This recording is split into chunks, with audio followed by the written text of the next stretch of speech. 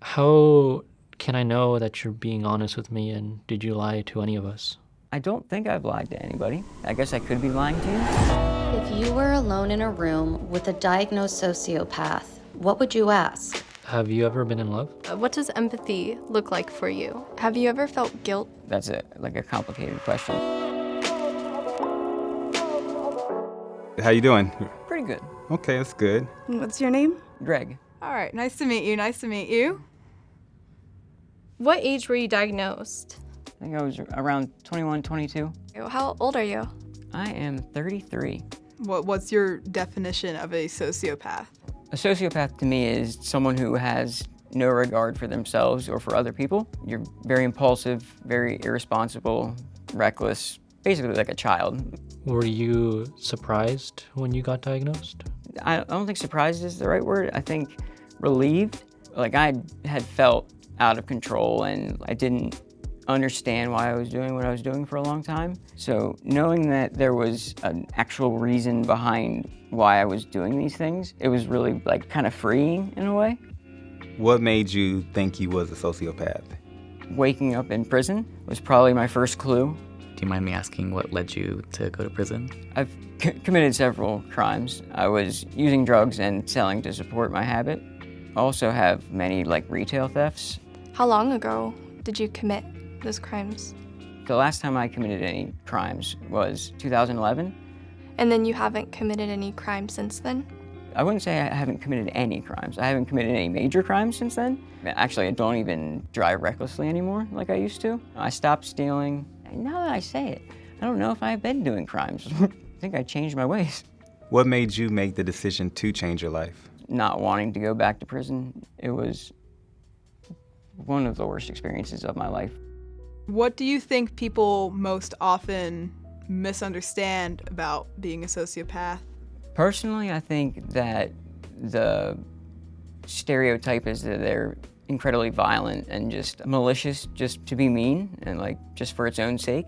At least for me, that's not how it presents. More often than not, people with antisocial personality disorder or sociopaths, they're just irresponsible, impulsive people. That can lead to you being a little bit aggressive and irritable, but the myth that they're violent and just out of control monsters is blown way out of proportion. Mm-hmm. Have you ever manipulated someone to benefit you?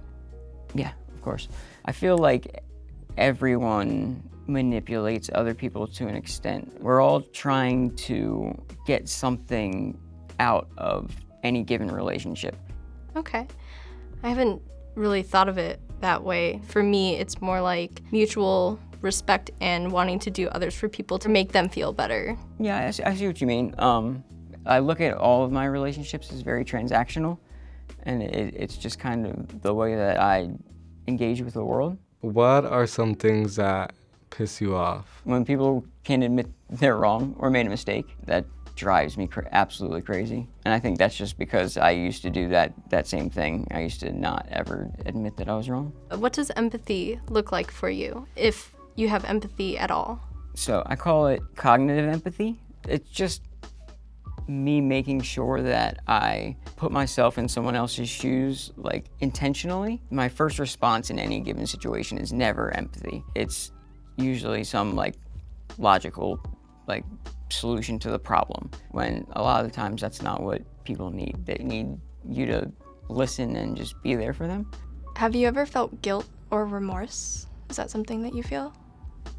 That's a complicated question. So at the time, I didn't feel bad about anything that I did. I really didn't have a care in the world. Once I move on from it, in my head, it's over to me, which isn't great when you cheated on your partner and then they don't forget about that. Yeah. But I would. I regret it now because I don't like that I put people through that and I don't like that I hurt them. But that's now. That wasn't then. I wanted to ask you what your childhood was like. Part of the problem is, I don't store memories very well, so I don't necessarily remember much of my childhood. Is that a condition associated with being a sociopath? From what I've gathered, memory is tied to emotion fairly strongly. The way that I experience emotions is not quite as deep as other people, so the emotional tie to like memories that makes them stick in your brain doesn't really happen for me that often. Did you tell your parents about your diagnosis right away? No, actually I didn't. I've only actually mentioned it to my parents one time. When I told them, they didn't believe me. They're like, that's not the Greg I knew. And I guess it just speaks to how fooled I had them. They just didn't believe that I was capable of those things. Have you ever been in love? And do you feel love? I think so. Like, I do experience emotions and love and connection and closeness. It's just maybe not to the depth or like breadth of some other people. Who would you say is your favorite person in your life right now? Probably my son, followed very shortly after that by my partner. He's one of the main reasons that I've gotten better. And your diagnosis hasn't affected your parenting in any way? Wanting to be the best dad I can for him is like a huge motivating factor for me, because I don't want him to live the same life I've lived. There's a huge genetic component to sociopathy, and the other half of that is your environment.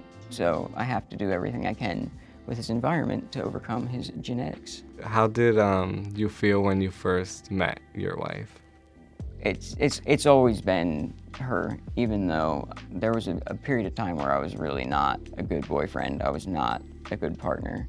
I don't deserve to still have her, but she stuck it out and knew that there was a person inside of that version of Greg that was better. Do you go to therapy? I have gone to therapy in the past. At the time I was in prison, I did have what's called a therapeutic community, and they do cognitive behavioral therapy. And when I left prison, I didn't continue. Nowadays, it's more like self-led. Like I do self-exploration, and with my partner, we kind of explore it. If something happens, she'll gently let me know. It feels like an accusation, like you're doing something wrong. I'll shut down. I don't like being told what to do. So a lot of the times, I don't know, I require gentle guidance. Is that you saying that you think like you've learned how to cope with being a sociopath? So the way I look at it is that I've learned how to not destroy my life by accident. I can manage to stop those thoughts and impulses before they lead to actions. How can I know that you're being honest with me, and did you lie to any of us? I don't think I've lied to anybody. I guess I could be lying to you, but it doesn't serve me to lie to you or to most people. I'm here to like share my actual lived experience. I'm not gonna lie to you about it. And if you'd like this chance to meet face to face, it's the moment to do it. Hi. Nice to meet you. Nice to meet you. Hi! Sorry. You're good. Nice to meet you. Likewise. Hey, Greg. Nathan. Nice to meet you, Greg. Likewise. I'm going to put a face to you, so that's cool. It's a pretty face. It is. Nice to meet you. Likewise. Sorry, my Those are hands great sweaty. questions. Thank you.